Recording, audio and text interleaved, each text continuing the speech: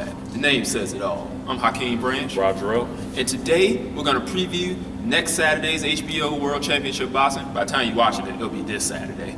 But on that card, we got Nonito Donaire against Donaire-Walters for a 126 belt. Then we got Marco Antonio Rubio challenging Gennady Golovkin for his share of the middleweight crown. We're going to start off with Donaire-Walters, and I'm going to let Rob take it away. All right, so this will be a very interesting fight because Donaire-Walters is coming off the best win of his career when he knocked out Big Darchinian, who tried to bring the fight, and he actually did well enough, but Walters just caught him and put him to sleep. And we haven't seen him get knocked out like that since he's fought Nonito Donaire. Yeah, back in 2007. Yeah, the first one, not the second first one. Yeah, Actually fought well in the second one. yeah. But we know this guy is huge for the division. I mean, for 126, he looks like he should be fighting at 135. Yeah. Which means he's got some power. Got kind of it's not a boring style, but he's very technically sound. Yeah, not basic, but it's just straightforward. He's not fancy.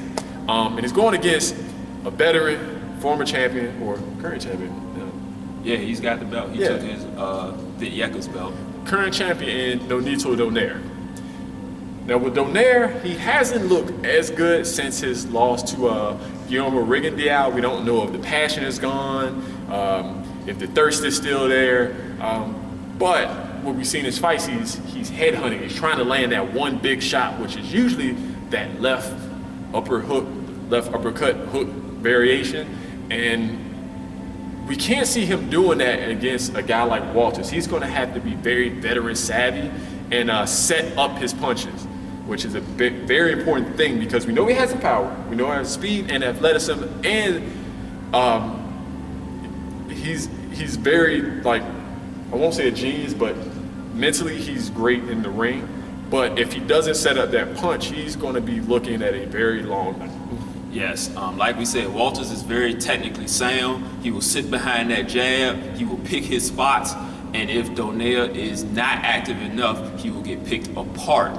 Now, I do believe, even though Walters is a very big featherweight, and Donaire came up from, flyweight? It was flyweight. He came from flyweight. He started at 112. Yeah. So, I think the veteran savvy of Donaire gets him through this fight. He did carry his power up, as you saw when he dropped Yeka in his last fight. Mm-hmm. He stopped Darchinian as well, even though Darchinian came up as well. But he has dropped the majority of his opponents. He even dropped Rigondeaux, even though that was at 122. Mm-hmm. That's still 10 pounds higher than his original weight. So he has carried his power up. He just has to learn remember how to set it up, because he has set it up very well in his previous fights before he kind of fell in love with his power. So hopefully he's spent more time with Robert Garcia, because he is a good boxing mind, learning how to set those up again. And that way he can get the win against Walters. And you always see the difference when a fighter comes to Garcia, how to set up their punches. Even in that first Maidana-Mayweather fight, you can see a clear difference in Maidana setting up his power. So we hopefully they get a game plan and something to set it up, maybe with a little bit more lateral movement instead of just coming straight ahead. Right. So let's move on to the next fight, which is Marco Antonio Rubio versus Gennady Golovkin, Triple G. Now, we know Golovkin has been putting people to sleep for umpteen years. Most people see this as his best fighter to date in Rubio. Rubio's a tough, rugged guy. He's been in there with Kelly Pavlik. He's been in there with Chavez Jr. He's been in there with a who's who of people. He's beaten up-and-coming prospects. He's hung in there tough with some of the better veterans, with the exception, I think, of the Pavlik fight. Mm-hmm. He's never really been blown out that bad. Even in the Chavez fight, it was just a huge size difference. Yeah. And with this one, I don't think that size difference is going to be that apparent.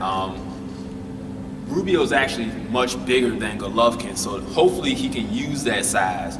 What I'm thinking is when most people fight Golovkin, they try to box, stay on the outside, and he ends up cutting them off and cutting them down. I think Rubio is going to be the first person to actually walk to him and make him fight off the back foot. And I think that's going to be very important because we're going to see a new wrinkle in Triple G's game if he can pull it off while fighting that way. Now we just need to see if Rubio can withstand some of those power shots, because it seems like everything that Triple G throws hurts. True. And we know technically he's beyond technically sound. I have never seen that guy get that kind of leverage on a punch and knock guys out as well as Triple G does. So if he can smother those punches, Rubio can smother those punches and not let Golovkin have a lot of space to throw him, he has a chance. I think, like you said, it should be able to stay, maybe not stay in his chest, but at least close enough where he may think twice about what he does and fight off that back foot. Yeah, I really think he should push him back, make Golovkin fight off the back foot, make him fight in the phone booth fight, get him to the ropes, really work him, sort of like Maidana did against Mayweather in the first fight, or how Chavez Jr. fights normally, with the exception of the Martinez fight, don't forget about that one. But he's got to push him forward, laying hard hooks to the body and to the head, and maybe he'll strike it rich. Anything else you want to add? No, not these fights. I think you're going to get a great night of fights. Somebody is going down, I believe, and I mean, just stay tuned. Yeah, man. That's all we got for this episode, guys. Thanks for watching. Make sure you hit us up, the subscribe button down below. You can hit us up on Facebook as well, Capital of Combat.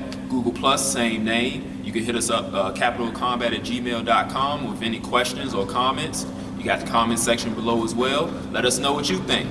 So we'll catch you guys in the next video. Peace. This is round one, and you've already lost. They don't seem to see that everything we've done is coming and gone. My fists are on fire. I perform till I perspire. My demons are in a rage. Keep thinking that it's a game. I kick rhyme, hurricane. I told them I don't play. I'm liquid. Black Street Fighter.